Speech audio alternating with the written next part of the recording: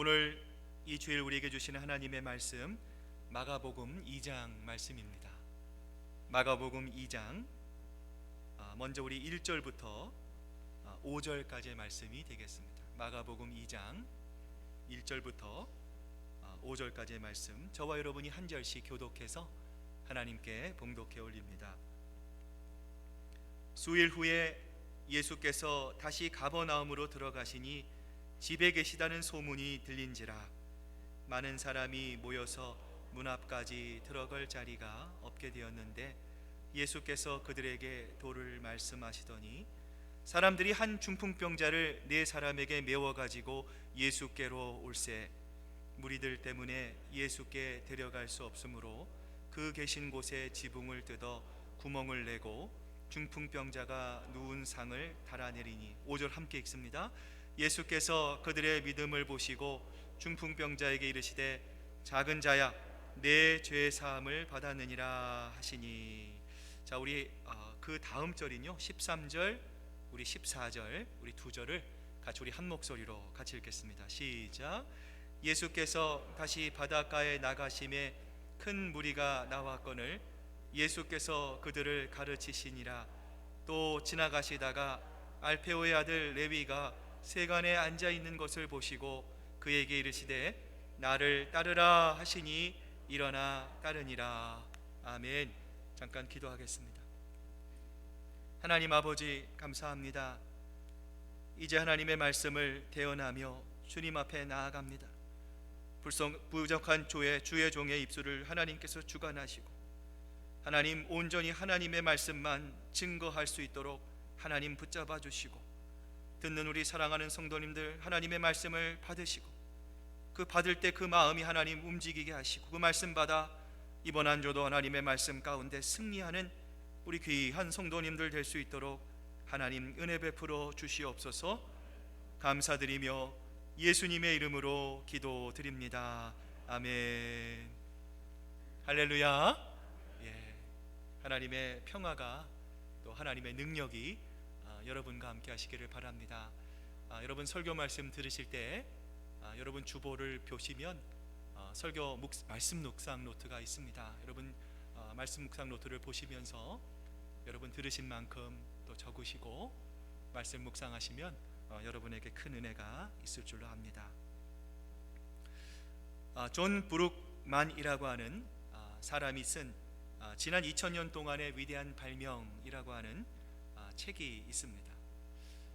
이 책을 보면 인쇄술, 또 전기, 또 비행기, 컴퓨터, 또 인터넷과 같이요 지금까지 인류가 발명한 121가지의 위대한 이 발명품들이 쭉 책에 나열되어 있습니다. 그런데 이 책을 보다 보면요 재미있는 것이 있어요.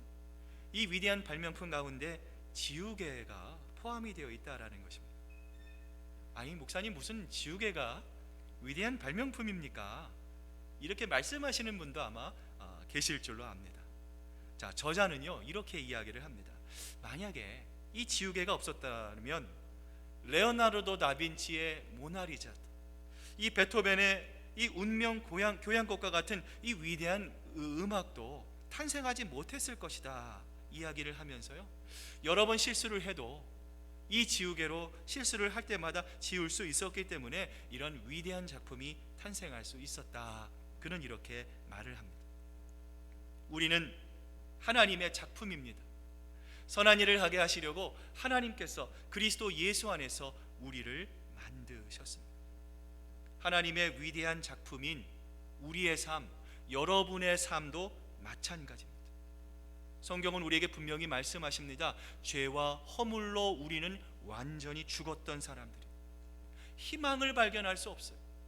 0.1%의 가능성도 우리에게는 찾아볼 수 없었던 우리들입니다. 이런 우리들을 위해서 예수님께서 저 높고 높은 하늘에서 그 영광의 보좌를 버리시고 우리가 살고 있는 이 땅입니다. 하나님과의 사람과의 사이가 관계가 깨어졌습니다. 사람과 사람의 사이, 사람과 자연의 사이의 관계가 깨어진 이 낮고 낮은 땅 위로 예수님께서 내려오셨어요. 그 이유는 너무나 명백합니다. 죄 사함을 통해 우리의 죄를 용서의 지우개로 지우셔서 우리의 인생을 더욱 아름다운 하나님의 작품으로 만들어 주시기 위해서였어요. 이러한 예수님의 놀라운 죄 사함의 사역이 오늘 본문을 보면 이렇게 기록이 되고 있습니다. 수일 후에 예수께서 다시 가버나움으로 들어가시니 집에 계신다는 소문이 들린지라 많은 사람들이 모여서 문 앞까지도 들어설 자리가 없게 되었는데 예수께서 그들에게 도를 말씀하시더니. 자, 여러분, 어느 날 예수님께서, 여러분이 앞에 지도를 보시면 가운데 여러분 이 파란색으로 된 것이요 갈릴리 호수예요. 자, 이 갈릴리 호수 이 북서쪽에 위치한 이 가버나움이라고 하는 지방에 예수님께서 오십니다. 자, 그곳에서 예수님께서 이 베드로의 장모의 집으로 추정이 되는 한 집에 머무십니다. 자, 그곳에서 하나님의 말씀 이 로기오라고 하는 하나님의 말씀을 예수님께서 선포하고 계셨습니다. 그러자 이 예수님의 소식을 들은 이 4명의 친구들이 있었어요. 중풍병 들린 친구를 들것에 눕힙니다. 내 귀퉁이를 끈으로 단단히 묶었어요. 그리고 그 친구를 각자 자신의 어깨에 매단 채로 달리고 또 달렸어요. 이스라엘의 뜨거운 여름에 여러분 땀이 주룩주룩 쏟아지고요, 이 숨이 턱밑같이 차올랐을 거예요. 그러나 그들은 서로를 바라보며 친구야, 우리 조금 더 힘을 내자. 이제 얼마 남지 않았어. 예수님이 우리 친구를 고쳐주실 거야 말하며 서로를 격려했을 것입니다. 이렇게 천신만고 끝에 드디어 예수님이 계신 그 집에 도착을 했어요. 자, 그런데 그 집에는 어떤 일이 벌어지고 있었습니까? 이미 많은 사람들로 인해 인산인해를 이루었어요. 도저히 그 집 안으로 들어갈 틈조차 보이지 않았어요. 여러분, 이럴 경우 보통 사람들은 어떻게 생각을 합니까? 그냥 바깥에서 기다리던지요, 아니면 사람들이 너무 많아, 다음 기회에 우리 옵시다 하면서 아마도 발길을 돌렸을 것입니다. 그런데 그들은 잠시 의논을 하는 듯 싶더니요, 침상을 메고는요, 자, 여러분 이 그림을 보시면 이 그림이 옛날 예수님 당시에 이스라엘 사람들의 서민의 주택이에요. 그 집에는요, 여러분 이 그림에 보이는 것처럼 외벽에 계단이 붙어 있었어요. 이 친구들이 이 계단을 향해 오르기 시작합니다. 그리고 지붕 위로 올라가 기와를 벗겨내고요, 지붕에 구멍을 뚫기 시작을 했습니다. 현대의 가옥 구조에서는요, 이 중장비가 없으면 이 지붕을 절대로 뚫을 수가 없어요. 그런데 당시 이스라엘의 집의 지붕은요, 여러분 이 나뭇가지와 진흙으로 지붕을 덮어 놓았어요. 여러분, 그들이 어렵지 않게 이 지붕을 뚫어낼 수 있었을 것입니다. 여러분, 한번 이 이야기를 여러분 묵상하시면서 한번 잘 머릿속으로 상상해 보세요. 친구들이 지붕을 뚫어냅니다. 큰 소리와 함께 이 흙덩이와 먼지가 마구 집 안으로 쏟아져 내렸을 것이죠. 그러자 이 집의 안과 밖에 있었던 사람들이 무엇을 보았겠어요? 아니, 예배 드리는데 이게 도대체 이 무슨 난리야 라고 하면서 이 평화로운 예배를 방해하는 친구들을요, 불평의 눈초리로 째려보았을 것입니다. 그리고 밖에서 이 모습을 지켜보고 있는 사람들 역시도, 아니 우리도 이렇게 오랜 시간 이 더위 참아가며 순서를 기다리고 있는데, 아니 저 사람들 왜 저러는 거야? 왜 새치기를 하는 거야? 하면서 그들 역시도 투덜거렸을 거예요. 뿐만 아니라 오늘 본문과 같은 내용을 기록하고 있는 이 누가복음의 말씀을 보면은요, 당시 그 자리에 바리새인과 율법학자들도 있었어요. 여러분, 그들이 왜 그 자리에 있었겠어요? 예수님이 무슨 말씀을 하시나, 어떤 실수를 하시나 예수님의 잘못을 책잡기 위해서 그들이 그 자리에 있었어요.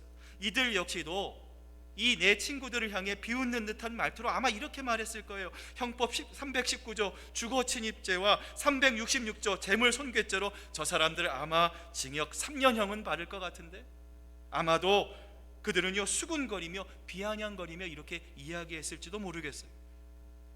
예수님께서 그들의 믿음을 보시고, 여러분 이처럼 사람들은 이 친구들의 외모만을 보았습니다. 그들의 겉모습만을 보았습니다. 그러나 예수님은 그들의 속 안에 있는 믿음을 보셨다 말씀을 합니다. 이처럼 예수님이 주목하신 그들의 믿음은 어떤 믿음이었을까요? 여러분, 먼저 그들의 믿음은요, 선한 목적을 위하여 연합하는 믿음이었습니다. 여러분, 그들이라고 해서 생각의 차이가 없었겠습니까? 오늘 성경에는 나와 있지 않지만 여러분, 예수님이 계신 집이 사람들로 인해서 가로막혀 있었어요. 여러분, 그들도요, 아유, 사람들이 너무 많네, 그냥 돌아갑시다, 언제 우리의 차례가 오겠어요, 이런 친구들도 분명히 있었을 거고요. 또 어떤 친구들은요, 여기까지 어떻게 해서 왔는데 우리 좀 기다려서라도 예수님을 꼭 만나고 갑시다, 이렇게 이야기하는 친구들도 있었을 거예요. 이런 생각의 차이에도 불구하고 그들은 친구를 살리기 위해서 여러분 어떻습니까? 한 마음이 되었어요. 예수님은 바로 이러한 그들의 믿음에 주목하셨던 거예요. 한 영혼을 살리고 한 생명을 살리는 그 일에 그들이 혼연일체가 된 그들의 믿음을 보고요, 예수님은 감동받으셨던 거예요. 여러분, 오늘날 우리 사회의 문제가 무엇입니까?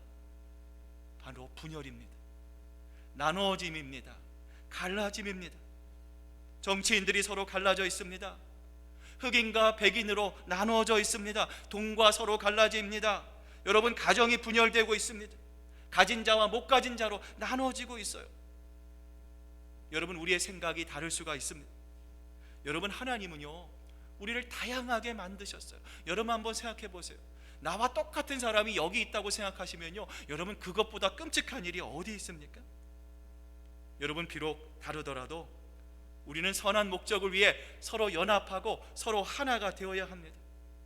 아무리 의견이 달라도요, 교회를 지키고 복음을 전파하는 일에 우리는 무조건 하나를 이룰 수 있어야 합니다. 여러분, 왜 그렇습니까? 여러분, 왜 우리가 하나가 되어야 합니까? 여러분, 우리는 무엇을 바라보고 있어요? 천국을 바라보고 있어요. 천국을 향해서 우리는 오늘도 한 걸음 한 걸음 나아가고 있습니다. 언제가 될지 모르지만 저와 여러분 모두는요, 저 천국에서 영원히 함께 살게 될 예수님 안에서 한 가족이기 때문에 그래요. 여러분, 지금도 보기 싫고, 지금도 보면 짜증나고, 함께 밥 먹으면 체하는 것 같아, 5분을 밥 먹는데 여러분 1시간이 걸리는 것처럼 느낀다면 여러분, 저 천국이 천국이겠습니까? 지옥이겠습니까? 지옥일 수밖에 없는 거죠. 여러분, 꼭 기억하셔야 됩니다. 우리는 예수 그리스도 안에서 맺어진 주님 안에서 한 가족이라는 사실을 여러분 잊지 마시기를 바랍니다. 이런 우리들을 향해 에베소서 기자는 이렇게 권면합니다. 모든 겸손과 온유로 하고 오래 참음으로 사랑 가운데 서로 용납하고 평안에 매는 줄로 성령이 하나 되게 하신 것을 힘써 지키라 말씀합니다. 오늘 이 사도 바울의 권면을 한번 잘 보시기 바랍니다. 사도 바울이요, 대충 힘써 지키십시오, 그냥 여러분 하던 대로 여러분 그냥 지키세요, 이렇게 말씀하지 않고요, 힘써 지키십시오 이렇게 말씀하고 있는 이유가 무엇입니까? 하나가 된다는 것이요, 쉽지 않기 때문에 그래요. 하나가 되는 것은 어렵기 때문에 그렇습니다. 여러분, 따라서 우리가 예수님 안에서 하나가 되기 위해서는요, 오늘 내 친구들이 보여준 것 같이 형제 자매를 위해 내가 먼저 희생해야 합니다. 여러분, 어려워요. 내 주장을 꿀꺽 삼킬 줄 알아야 합니다. 이것도 어려워요. 상대방이 나에게 주지 않아도 나는 내가 예수님 때문에 내 마음을 높여서 끊임없이 베풀어야 합니다. 여러분, 이것도 어렵습니다. 예수님께서 하나님과 우리를 하나 되게 하시려고 인간의 몸을 입으셨습니다. 십자가 위에서 물과 피를 우리를 위해 아낌없이 흘려주셨던 것처럼 우리도 예수님의 길을 따라가야 합니다. 여러분, 영적인 삶을 살아야 합니다. 여러분, 그래서 우리가 예배에 나와야 되고요, 하나님 함께 기도해야 되고요, 하나님의 말씀 가운데 살아야 하는 이유가 바로 그것입니다. 여러분, 이것이 하루아침에 이루어지지 않기 때문에 그렇습니다. 오늘 예수님께서 운명하기 전 예수님께서 우리를 향해 이렇게 말씀하셨잖아요. 나는 아버지께로 가옵나니 거룩하신 아버지여, 내게 주신 아버지의 이름으로 그들을 보존하사 그들도 하나가 되게 하옵소서. 오늘 우리를 향해 부르짖고 계시는, 부탁하고 계시는 예수 그리스도의 이 말씀에 순종하며 어떠한 상황 속에서도 기쁜 마음으로, 넓은 마음으로 하나 되기를 이루는 데 힘쓰는 여러분 모두가 되시기를 바랍니다. 두 번째로 예수님이 바라보신 믿음은요, 난관을 극복하는 믿음이었습니다. 여러분, 우리가 신앙생활을 하면서 한 가지 발견하게 되는 사실이 있어요. 여러분 어떤 사실인지 아십니까? 믿음을 가지면 반드시 장애물이 생긴다라는 거예요. 예수님을 믿기 때문에, 내가 신앙생활을 하기 때문에 내 모든 것이 만사형통 일사천리가 절대로 아니라는 것이죠. 때로는 불가능한 일, 넘기 힘든 벽과 같은 문제 앞에서 주저앉고 싶은 순간이 반드시 우리에게 찾아온다라는 것이죠. 여러분, 이럴 때 사람들은 본능적으로 사람을 찾아갑니다. 전문가를 찾아갑니다. 내 문제를 당장 해결해 줄 수 있는 사람을 찾는 것이 사람의 본능입니다. 여러분, 그러나 하나님을 믿는 사람, 하나님을 신뢰한 사람은 누구를 찾아야 합니까? 예수님을 찾아야 합니다. 고난이 우리에게 찾아왔을 때, 시험이 나에게 찾아왔을 때, 어려움이 나에게 찾아왔을 때 우리는 먼저 예수님을 생각해야 합니다. 예수님을 찾아가야 합니다. 우리의 마음을 다하여 예수님을 향해 초점을 맞춰야 합니다. 이것이 바로 믿음이에요. 오늘 여러분 가운데 고난의 일, 어려운 문제로 힘든 과정을 통과하고 계시는 분이 계십니까? 여러분, 주저하지 마시기 바랍니다. 낙심하지 마시기 바랍니다. 예수님을 먼저 바라보시기를 바랍니다. 예수님이 계시는 교회로 달려오세요. 여러분, 저도 항상 교회에 있습니다. 애니타임 여러분 오시면요, 여러분을 위해서 기도해 드릴 수 있습니다. 함께 눈물 흘릴 수 있습니다. 여러분, 함께 주님 앞에 나아가시고 주님 붙잡으시고 주님을 향한 간절한 기도의 마음으로 주님 앞에 나아오시기를 바랍니다. 그러면 1년 365일 하루 24시간 늘 여러분을 지켜보시는 예수님께서 여러분의 얽힌 실타래를 예수님의 권능과 능력으로 예수님께서 반드시 해결하여 주실 것입니다. 저는 오늘 이 네 친구들의 이 모습을 상상하면서 이런 생각을 한번 해봤어요. 정말 코미디 같다. 이 사람들 어떻게 이런 발상을 했을까 생각하면서 저도 모르게 이렇게 웃었던 그런 기억이 납니다. 지붕을 뚫었어요. 밧줄을 이용해서. 여러분 한번 상상해 보세요. 예수님이 설교하는데 우리 교회 지붕이 뚫려가지고요, 사람이 여러분 내려온다고 상상을 한번 해보세요.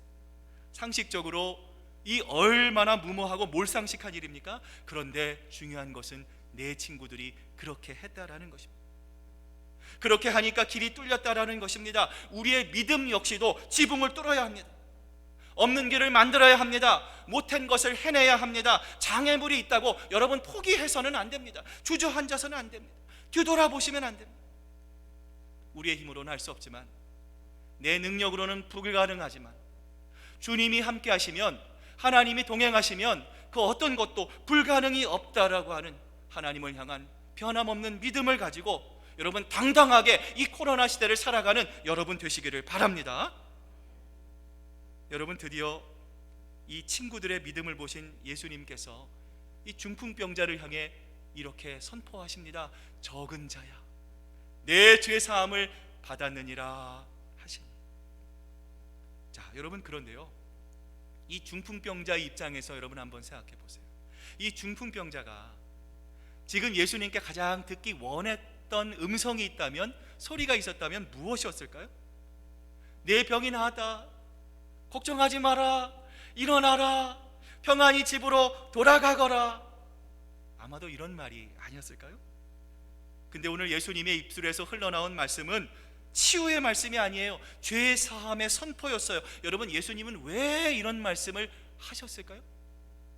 지금은 없어졌지만 예전 한국 MBC 주말 예능을 대표하는 무한도전이라고 하는 예능 프로그램이 있었어요.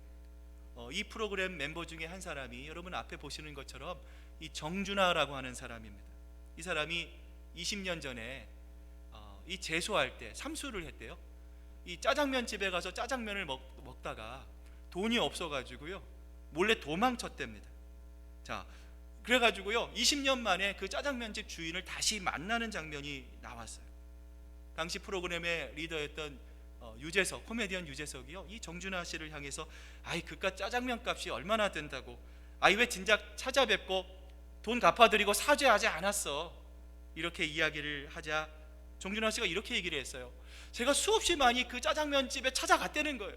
근데 도저히요 이 맨 얼굴을 들고 그 아저씨를 찾아볼 면목이 없다라는 거예요. 엄두가 나지 않았다라는 거예요. 20년 만에 이 아저씨를 만납니다. 이 아저씨가 이렇게 얘기를 해요. 그때는 다 그럴 수 있어. 나는 네가 잘못됐다고 생각하지 않아. 나는 이미 너를 다 용서했어. 이렇게 용서를 선포하자 이 정준하 씨가 그 아저씨 앞에서요 눈물을 펑펑 흘리는 그 모습을 이 방송을 통해서 볼 수 있었어요. 여러분, 짜장면 값 하나를 내지 않는 것도 우리의 마음을 이렇게 괴롭게 하는데, 우리의 마음속에 깊숙이 자리 잡고 있는 죄의식은요 우리의 영혼을 파괴할 수 있습니다. 우리를 얼마나 힘들게 하고요 우리를 얼마나 괴롭게 하는지 모릅니다. 여러분, 이런 점에서 우리에게 필요한 것은 무엇입니까? 바로 우리가 하나님 앞에서 우리의 죄를 용서함 받는 것입니다. 죄의 사함을 받는 것입니다. 오늘 예수님께서 이렇게 말씀하세요. 우리가 우리에게 죄 지은 자를 사하여 준 것 같이 우리 죄를 사하여 주옵시고. 주기도문으로 알려진 이 예수님의 기도 가운데 예수님은요 우리에게 죄의 문제를 언급하는 거예요. 여러분, 죄는 무엇입니까? 죄는 마치 이 빛을 지는 것과 마찬가지라는 거예요. 다시 말하면 하나님의 말씀에 불순종합니다. 하나님의 내 뜻대로 삽니다. 내 주관대로 살아갑니다. 이성적으로 내 욕정대로 내 욕망대로 살아갈 때마다 우리는 어떻게 해요? 하나님께 빛을 지게 된다라는 거예요. 여러분, 그렇다면 우리는 과연 얼마만큼의 빛을 하나님께 지고 살아가고 있을까요? 성경이 우리에게 이렇게 말씀하시죠. 우리가 그러므로 천국은 그 종들과 결산하려 하던 어떤 임금과 같으니 결산할 때에 10,000달란트 빚진 자 하나를 데려오매. 성경이 말씀하십니다. 여러분, 예수님은 무슨 말씀을 하는 거예요? 우리가 10,000달란트 빚진 사람들과 마찬가지라는 거예요. 여러분, 그림을 보시면 여러분 1달란트가 몇 년치 품삯입니까?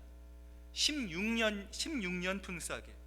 다시 말하면 16년 열심히 일을 해야 얼마만큼의 돈을 벌 수 있어요? 1달란트의 돈을 벌 수 있어요. 여러분, 그러면은요 10,000달란트는 우리가 몇 년을 일을 해야 합니까? 산수 문제입니다. 16만 년입니다. 여러분, 다시 말하면 오늘 성경이 무슨 말씀을 우리에게 하고 계시는 거예요? 우리는요 16년만큼의 하나님께 빚을 짓고 있다라는 거예요. 우리가 상상할 수 없는 엄청난 우리가 이 죄악을 담고 살고 있다라는 거예요. 이 죄를 갚기 위해 우리는 당장 선한 일을 시작해야 합니다. 그런데 여러분, 우리의 가슴에 얹고 손을 한번 생각해 보세요. 오늘도 어제도 우리는 사람을 미워했습니다. 용서하지 못했습니다.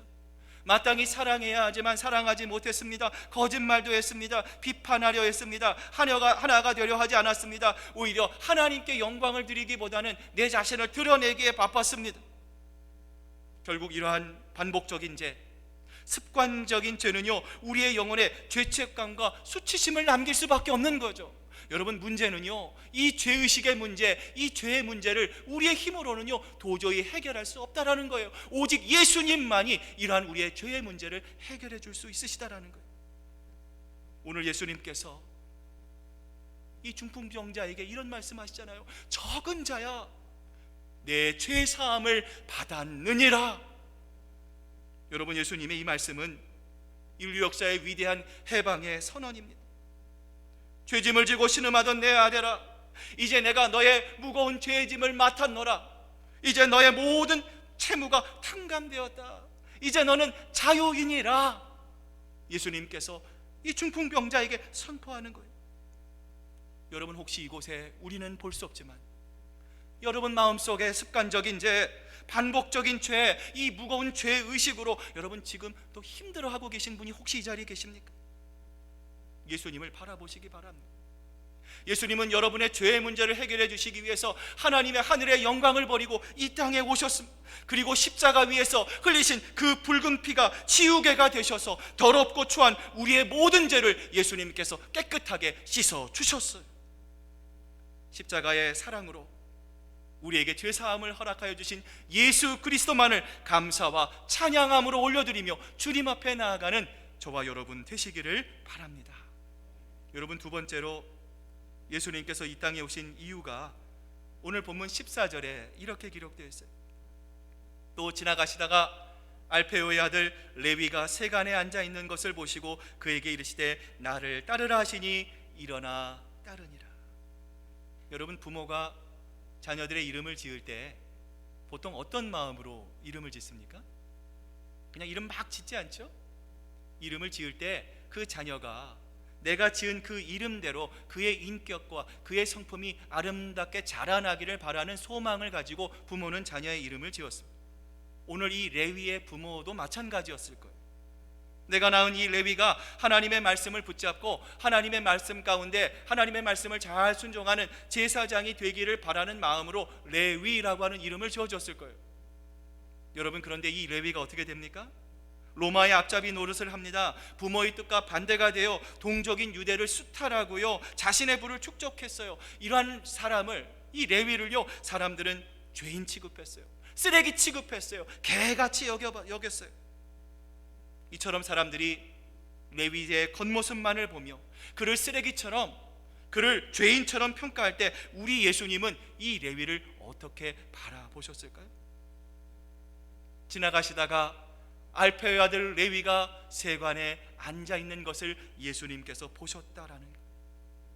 여러분, 여기서 레위가 앉아있었다라고 하는 말은요, 그가 그 세관을 주관하는 이 장이었다라는 거예요.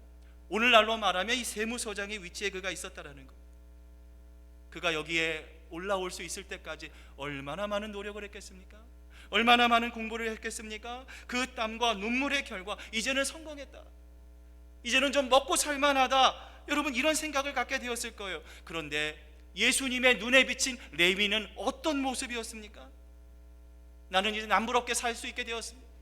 부와 명예도 누리게 되었습니다. 그는 스스로 자만했을지 모르지만 예수님은요, 그 레위의 마음속에 자리 잡고 있었던 깊은 외로움과 공허를 발견하셨던 거예요.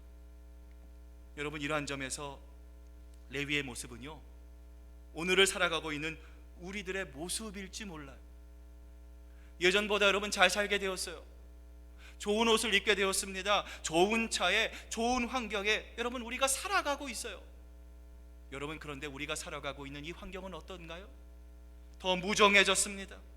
더 삭막해졌습니다. 여러분, 사람들과 관계 맺으려고 하지 않아요. 대화가 단절돼요. 여러분, 요즘 같은 코로나 시대는요, 사람과 사람이 마주하면은요, 서로 인사하지 않고 서로 피하기에 바쁩니다. 예전에 한번 한국을 방문했던 적이 있어요. 지하철을 탔는데요, 기가 막히더라고요. 그 안에 있는 수많은 사람들이 서로를 바라보는 것이 아니라 여러분 뭐 하고 있어요? 핸드폰만 바라보고 있어요. 여러분, 대화가 단절되고 있어요. 무정해지고 있어요. 사랑이 식어가고 있습니다. 여러분, 이것이 바로 우리의 현재의 자화상인 것이죠. 이처럼 레위의 영혼이 고독과 허무에서 울부짖는 것을 예수님께서 보셨어요. 그리고 레위에게 다가가 따뜻한 음성으로 예수님은 나를 따르라 말씀하셨습니다. 이 예수님의 부르심에 오늘 본문에는 나와 있지 않지만 레위는 아마 눈빛으로 이렇게 얘기했을 거예요. 선생님, 제가 선생님의 제자가 되면 선생님의 명성에 얼굴에 먹칠을 하게 될 것입니다. 또한 선생님의 제자들도 저를 싫어할 것입니다. 저는 도저히 선생님의 제자가 될 자격이 없습니다. 그러자 예수님도 눈빛으로 이렇게 말씀하셨을 거예요. 레위야, 걱정하지 마라. 나만 믿고 따라오면 된다. 나는 너의 과거의 모든 죄를 다 용서하였노라. 나는 너를 끝까지 사랑할 것이다. 나는 너를 부끄럽게 여기지 않을 것이다. 그 이유는 내가 반드시 너를 변화시켜서 너를 새로운 사람으로 만들 것이기 때문이다. 여러분, 어떻게 예수님께서 우리의 죄를 용서하실 수 있습니까? 여러분, 예수님께서 어떻게 죄인인 우리를 불러주실 수 있습니까? 여러분, 그것이 어떻게 가능합니까? 그가 찔림은 우리의 허물 때문이요, 그가 상함은 우리의 죄악 때문이라. 그가 징계를 받음으로 우리는 평화를 누리고 그가 채찍에 맞음으로 우리는 나음을 받았도다. 여러분, 그 이유는 분명합니다. 예수님께서 우리의 허물과 우리의 죄악을 가져가시고 대신에 그분의 의와 그분의 거룩을 우리에게 주셨기 때문입니다. 예수님께서 우리의 상처와 우리의 질병을 가져가시는 대신에 예수님의 생명과 예수님의 능력을 우리에게 아낌없이 부어주셨기 때문입니다. 오늘 말씀을 마무리하면서 우리는 두 가지 영적인 교훈을 발견할 수 있습니다. 첫째는 내 믿음이 아니라 내 이웃의 믿음, 내 친구의 믿음이라 할지라도 예수님은 그 믿음을 보시고 병을 고쳐주신다라는 것입니다. 여러분, 기도가 중요합니다. 나를 위한 기도뿐만 아니라 나라를 위한 기도, 5대양 6대주 우리 선교사님들을 위한 기도, 우리 교회를 위한 기도, 리더십을 위한 기도, 여러분, 이러한 중보의 기도의 역시도 우리의 믿음과 같이 소중하다라는 것이죠. 여러분, 또 하나는 중풍병자와 레위의 마음속 중심을 보셨던 것 같이 예수님은 어떻습니까? 언제나 어디서나 우리를 바라보고 계십니다. 우리가 기뻐할 때도, 우리가 즐거워할 때도 예수님은 우리를 바라보시지만, 우리가 이 힘들고 어려운 과정을 통과할 때도 예수님은 우리를 주목하십니다. 그리고 언제나 우리가 예수님을 향해 부르짖을 때 예수님은 우리를 향해 달려오시는 분이십니다. 여러분, 예수님은 모든 것을 아십니다. 우리가 얼마나 병이 들었는지, 우리가 얼마나 죄인인지, 우리가 얼마나 무거운 죄의식 가운데 살아가는지, 우리가 얼마나 연약한 존재인지 예수님은 다 알고 계십니다. 이런 우리들을 예수 그리스도의 피로 깨끗하게 하시고 우리를 그리스도의 제자로 부르시어 우리를 하나님의 거룩한 작품으로 빚으시기 위해 인자이신 메시아이신 예수 그리스도께서 이 땅에 오신 것입니다. 오늘 이 레위를 부르셨을 뿐만 아니라 오늘 이 말씀을 듣는 여러분을 향해 예수님께서 이렇게 말씀하실 거예요. 나를 따르라. 이제 나와 함께 가자. 이 예수님의 부르심에, 예수님, 하나님, 제가 부족합니다. 제가 연약합니다. 하나님 아시잖아요. 예수님 아시잖아요. 그러나 그 예수님의 부르심에 순종해서 이제 내가 주님을 따라갑니다. 그 예수님의 부르심에 여러분 순종하시고 예수님의 제자가 되어 여러분의 남은 삶, 세상을 바라보지 마시고 사람을 바라보지 마시고 오직 예수님 한 분만을 바라보시며 주님이 기뻐하시는 그 귀한 제자의 삶을 살아가는 저와 여러분 되시기를 바랍니다. 기도하시겠습니다.